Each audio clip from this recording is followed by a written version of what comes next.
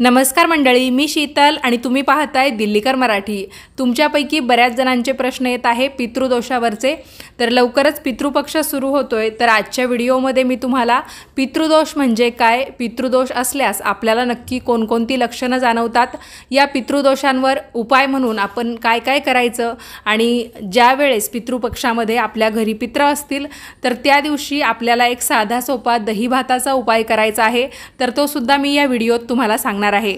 त्यासाठी व्हिडिओ शेवटपर्यंत पहा, म्हणजे योग्य ती माहिती तुमच्यापर्यंत पोहोचेल। तुमच्यापैकी कुणी चॅनलवर नवीन आलेलं असेल, अजूनपर्यंत सबस्क्राइब केलेलं नसेल तर पटकन सबस्क्राइब करा। आपल्या चॅनलवर मी मराठी सणवार, त्याचबरोबर पूजा अर्चा आणि आपल्या दररोजच्या जीवनामध्ये ज्या काही समस्या येतात त्याबद्दल मला जे उपाय माहिती आहेत ते उपाय सांगत असते। तुम्हाला या गोष्टी आवडत असतील किंवा या गोष्टींमध्ये रस असेल तर तुम्ही चॅनलला नक्कीच सबस्क्राइब करू शकता।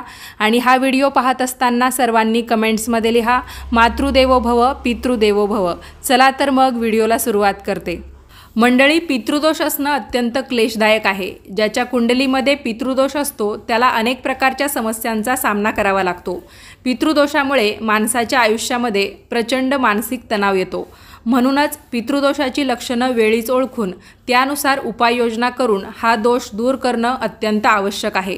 पितृदोष म्हणजे काय, त्याची कारणं, लक्षणं आणि उपाय आता आपण जाणून घेऊया। पितृदोष कसा तयार होतो, तर एखाद्या व्यक्तीच्या मृत्यूनंतर त्याचे अंतिम संस्कार आपण नियम आणि विधीनुसार केले नाहीत किंवा त्याचं आपण पिंडदान केलं नाही, ते काही कारणांमुळे राहून गेलं किंवा एखाद्याचा अकाली मृत्यू झाला तर त्याच्याशी संबंधित कुटुंबातील सदस्यांना अनेक पिढ्या पितृदोषाचा सामना करावा लागतो।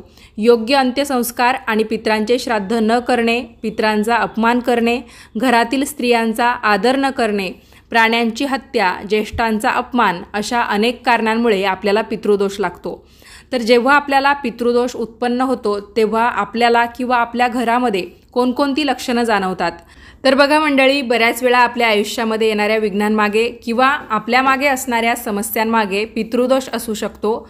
म्हणूनच आपल्या जीवनामध्ये जर काही चांगलं घडत नसेल तर त्याची कारणं प्रथमतः शोधणं किंवा जाणून घेणं अत्यंत आवश्यक आहे। पितृदोष ही समस्या काही किरकोळ नाही, पण काही लक्षणं तुम्हाला जर जाणवली तर तुम्ही सुरुवातीला तुमच्या ओळखीच्या किंवा ज्या गुरुजींकडे तुम्ही पहिल्यापासून जात आलेले आहात, जसं की काही शुभ कार्य तुम्हाला ठरवायचं असेल आणि तुम्ही गुरुजींचा सल्ला जर यामागे कोणत्याही कारणास्तव घेतलेला असेल तर तुम्ही त्या गुरुजींनासुद्धा तुमची ही समस्या किंवा तुमच्या घरात ही जी काही कारणं घडत आहेत तर ती सांगू शकतात। आणि तुम्हाला जर पितृदोष सांगितलेला असेल तर मग त्यावर उपाय करणंसुद्धा तुम्हाला तितकंच आवश्यक आहे। पितृदोषामुळे आपल्या जीवनामध्ये संततीचे सुख मिळत नाही। आपण सुद्धा आपल्या बऱ्याचशा घरांमध्ये बघतो किंवा आपल्या नातेवाईकांच्या घरांमध्ये बघतो, एखाद्या अपत्याला कितीही प्रयत्न केले तरी संतती प्राप्ती होत नाही किंवा काहींना अपत्य प्राप्ती झालेली असते, संतती प्राप्ती झालेली असते, पण त्यांचंसुद्धा त्यांना व्यवस्थित सुख लाभत नाही। बऱ्याच वेळा नोकरी व्यवसायामध्ये कष्ट करून सुद्धा नुकसान सहन करावं लागतं किंवा अपयश मिळतं सतत। कुटुंबामध्ये अशांतता राहणं आणि एखाद्या व्यक्तीचं आरोग्य सतत खराब राहणं, जीवनामध्ये आपण जी काही शुभकार्य करतो तर त्यामध्ये सुद्धा खूप अडथळे येणं, ही सगळी पितृदोषाची लक्षणं आहे। आता मी तुम्हाला पितृदोष दूर करण्यासाठी उपाय सांगते। तर तुम्हाला कोणत्याही प्रकारचे खर्च न करता किंवा आपल्या खिशाला परवडेल अशा पद्धतीने आपण या पितृपक्षामध्ये पितृदोष जाण्यासाठी उपाय करू शकतो। आपण बऱ्याच वेळा पितृदोषांवर काय उपाय करावे म्हणून सल्ले घेतो तर आपल्याला नारायण नागबली करायला लावतात, पण त्यासाठी भरपूर वेळ आपल्याला द्यावा लागतो किंवा आपला भरपूर पैसाही त्यामध्ये खर्च होतो आणि कधीकधी आपली ऐपतसुद्धा नसते की आपण एवढा मोठा विधी करू शकू। तर आता पितरांना प्रसन्न करण्याचा महिना येतोय किंवा ज्याला आपण पितृपक्ष पंधरवडा म्हणतोय, भाद्रपद महिना, आणि त्यातले 15 दिवस आपण पितृपक्षासाठी म्हणजे पितरांचं कार्य करण्यासाठी करतो। तर नक्कीच तुम्ही या कालावधीमध्ये हे उपाय करू शकता। तर ज्या दिवशी तुमच्या घरी पित्र असतील त्या दिवशी करा किंवा मग पितृपक्षाच्या संपूर्ण 15 दिवसामध्ये दररोज तुम्ही हे उपाय केले किंवा तुम्हाला जेव्हा शक्य होतील तेव्हा तुम्ही हे उपाय केले तरीसुद्धा चालेल। अगदी तुम्हाला जमणार नसेल तर सर्व पितृ अमावस्येला सुद्धा तुम्ही हे उपाय करू शकता। आता तुमच्या वेळेनुसार बघा तुम्हाला हे उपाय कधी करायचे आहेत। संध्याकाळी पिंपळाच्या झाडाखाली तुम्हाला न विसरता दिवा लावायचा आहे। जोपर्यंत पितृपक्ष चालू आहे तोपर्यंत दररोज संध्याकाळी पिंपळाच्या झाडाखाली दिवा लावायचा। तुम्हाला जमल्यास तुम्ही नागस्तोत्र म्हणू शकता, महामृत्युंजय मंत्र म्हणू शकता, रुद्रसूक्त म्हणू शकता, पितृस्तोत्र आणि नवग्रह स्तोत्रसुद्धा पठण करू शकता। आता या ज्या काही स्तोत्रांची मी तुम्हाला नावं सांगितली यापैकी तुम्हाला जे जे जमेल ते तुम्ही करा, किंवा मग महामृत्युंजय मंत्र जरी तुम्ही पिंपळाच्या झाडाखाली दिवा लावताना म्हणालात तरीसुद्धा पुरेसा आहे। तर संध्याकाळी म्हणजे प्रदोष काळामध्ये तुम्हाला पिंपळाच्या झाडाखाली हा दिवा लावायचा आहे।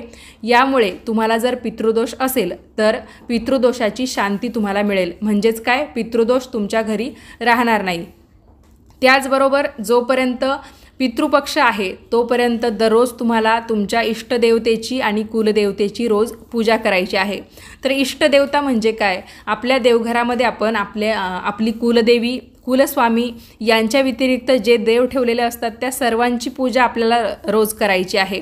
तर प्रत्येकाच्या घरी देवपूजा रोजच होत असेल हे काही नवीन नाही, पण आठवण करून देते, तुम्ही तुमच्या घरातल्या इष्टदेवतांची, कुलदेवतांची रोज पूजा करायची आहे। असं केल्यामुळे सुद्धा पितृदोष नाहीसा होतो आणि बऱ्याच जणांकडून आपल्या पितरांची सेवा घडत नाही। म्हणजेच काय, आपल्याकडे पितरांचे जे टाक असतात कधीकधी आपण तेच बनवलेले नसतात, किंवा मग बाकी वेळासुद्धा, म्हणजे पितृपक्ष आहे म्हणूनच नाही पण बाकी वर्षभरात जेवढे काही सणवार येतात त्या सणवारांमधल्या बऱ्याच वेळा आपल्याला पितरांसाठी सुद्धा नैवेद्य ठेवायचा असतो, किंवा अमावस्या तिथी असते, पौर्णिमा तिथी असते, यावेळेस सुद्धा आपण पितरांची सेवा करू शकतो, पण तीही आपल्याकडून धड घडलेली नसते, त्यामुळे सुद्धा आपल्याला पितृदोष लागतो। तर मग तुमच्याकडून या बाकीच्या सणावारांना जर पितरांची सेवा झालेली नसेल तर तुम्ही पितृपक्षाच्या संपूर्ण 15 दिवसाच्या कालावधीमध्ये दररोज तुमच्या पितरांच्या टाकांची सुद्धा पूजा करायची आहे। त्याचबरोबर तुम्हाला शक्य झालं तर तुम्ही भगवान श्रीहरी विष्णूंच्या ओम नमो भगवते वासुदेवाय या मंत्राचा जप केला तरीसुद्धा चालेल। तुम्ही या 15 दिवसाच्या कालावधीमध्ये श्रीमद भागवत गीतेचा पाठ करू शकता, पारायण करू शकता, किंवा मग गीतेतला जो अध्याय तुम्हाला वाचणं शक्य होईल, जो सोपा वाटेल त्याचं पठण केलं तरीसुद्धा पुरेसं आहे। गीतेतल्या 15व्या अध्यायाला सुद्धा अत्यंत महत्त्व आहे। तो अध्याय जरी तुम्ही पितृपक्षाच्या कालावधीमध्ये दररोज म्हणालात किंवा वाचलात तरीसुद्धा चालणार आहे। यामुळे पितरांची शांती होते आणि पितृदोषसुद्धा कमी होतात। पितृदोषापासून मुक्ती मिळवण्यासाठी महामृत्युंजयाच्या मंत्राने भगवान शिवशंकराला तुम्हाला अभिषेक करायचा आहे। सकाळी जेव्हा तुम्ही देवपूजा करतात तेव्हासुद्धा तुम्ही हा अभिषेक करू शकता, आणि संध्याकाळी तुम्हाला प्रदोष काळामध्ये जर अभिषेक करणं शक्य होणार असेल तर त्यावेळेत केलात तरीसुद्धा चालेल। आणि घराच्या दक्षिणेकडील भिंतीवर तुम्हाला तुमच्या दिवंगत नातेवाईकांचे किंवा तुमच्या घरातील ज्या व्यक्ती हयात नाहीत त्यांचे फोटो लावायचे आहेत आणि त्यांना नमस्कार करायचा आहे। तुमच्याकडे जर पितरांचे टाक असतील तर तुम्ही त्यांची सेवासुद्धा करू शकता। खूप जण विचारतात की पितरांचे टाक देवघरात ठेवायचे की नाही। त्यांनी काही ठिकाणी असं ऐकलेलं आहे की पितरांचे टाक देवघरामध्ये ठेवत नाही।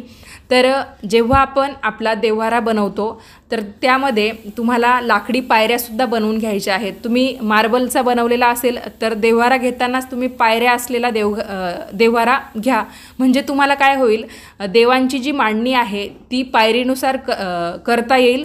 आणि सगळ्यात शेवटच्या पायरीवर तुम्ही आपले पितृगण, म्हणजे आपल्या घरातील ज्या व्यक्ती हयात नाही त्यांचे आपण टाक बनवलेले असतील, आपल्या आईवडिलांचा किंवा आजी आजोबांचा टाक बनवलेला असेल, काका किंवा इतर कोणी, म्हणजे भलेही कोणी जे हयात नाही आहे त्यांचे टाक तुम्ही बनवलेले असतील तर तो टाक तुम्हाला सगळ्यात खालच्या पायरीवर ठेवता येईल आणि दररोजच्या देवपूजेमध्ये तुम्हाला त्यांचीसुद्धा सेवा करता येईल।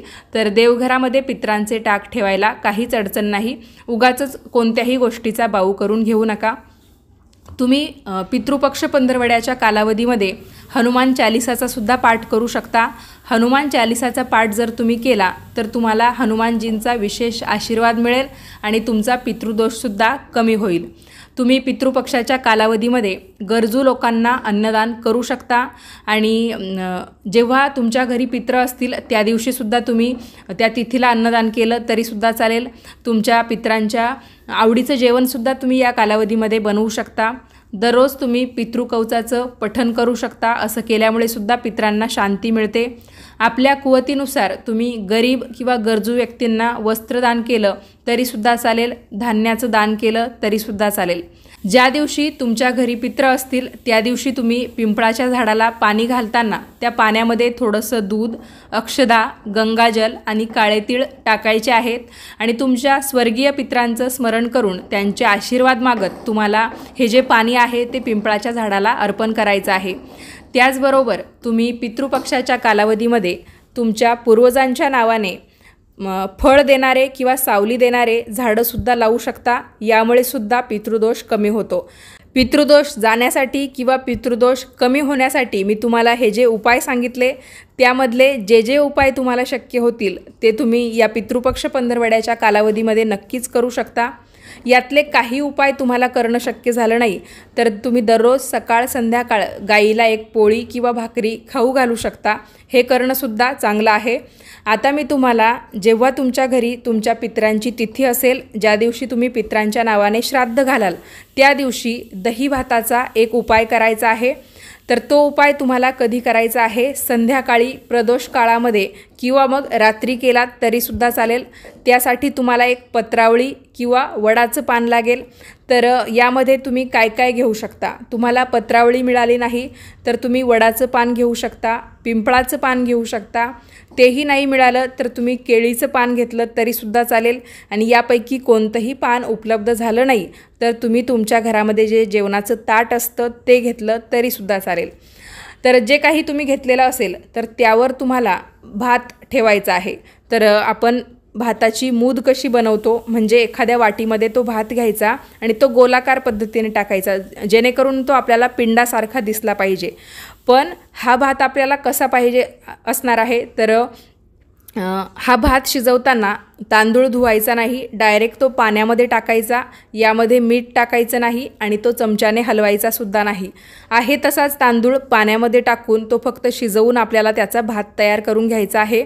हा भात थोडासा थंड झाला की एखाद्या वाटीमध्ये भरायचा आणि ही वाटी डायरेक्ट त्या पानावर किंवा तुम्ही ताट घेतलेलं असेल, केळीचं पान घेतलेलं असेल किंवा पत्रावळी घेतली असेल तर त्यावर ती वाटी पालथी करायची भाताची, म्हणजे गोलाकार तो भात त्या पानावर पडेल।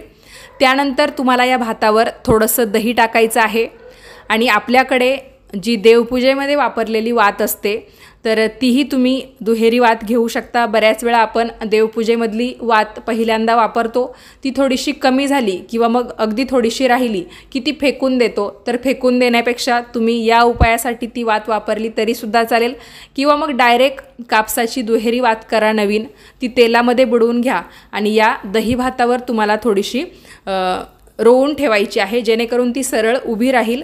आणि या वातीच्या कडेने तुम्हाला 2 कापूरवड्यासुद्धा ठेवायच्या आहेत आणि या दही भातावर तुम्हाला थोडंसं चंदन किंवा बऱ्याच वेळा आपण आपल्या घरी पितृश्राद्धाचा कार्यक्रम घालतो तर जे जे लोक आपल्याकडे जेवण करण्यासाठी येतात तर त्यांच्या कपाळावर नाही का आपण गंधगोळी किंवा अष्टगंध काहीतरी लावतो, तर त्यापैकीच काही तुमच्याकडे असेल म्हणजे अष्टगंध किंवा गंधगोळी जे काही असेल तर थोडासा गंधसुद्धा तुम्हाला त्यावर टाकायचा आहे। हळदी कुंकू टाकायचं नाही हे लक्षात ठेवा।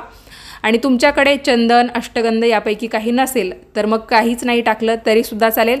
फक्त तुम्ही भात ठेवा, त्याच्यावर दही टाका, दुहेरी वात उभी करून ठेवा आणि कडेने तुम्हाला 2 कापूरवड्या ठेवायच्या आहे। यानंतर तुम्हाला त्या पानाच्या कडेने पाणी गोलाकार फिरवून घ्यायचं आहे। जसं आपण देवाला नैवेद्य अर्पण करतो तेव्हा कसं पाणी गोलाकार पद्धतीने फिरवतो अगदी तसंच करून घ्यायचं आहे। त्यानंतर आपल्याला आपल्या पितरांचं स्मरण करायचं आहे। तर स्मरण करता करता तुम्हाला ही जी वात आहे ती सुद्धा प्रज्वलित करायची आहे। अगदी सोपं सांगायचं झालं तर अवघड काही न म्हणता तुम्ही फक्त मनातल्या मनात पितृदेवो भव, पितृदेवो भव किंवा तुमच्या पितरांच्या आत्म्याला शांती लाभावी, ते तुमच्यावर प्रसन्न व्हावे, त्यांनी तुम्हाला भरभरून आशीर्वाद द्यावा, त्यासाठी तुम्ही एवढं जरी म्हणालं की पितृदेवो भव तरीसुद्धा पुरेसं आहे। आणि तुमच्याकडून पितरांची सेवा करताना काही कळत नकळत चूक झालेली असेल तर त्यासाठी सुद्धा तुम्ही क्षमा मागायची आहे। आणि ही जी वात तुम्ही प्रज्वलित करता तर हिचं जे तोंड आहे ते दक्षिण दिशेला असलं पाहिजे याची काळजी तुम्हाला घ्यायची आहे।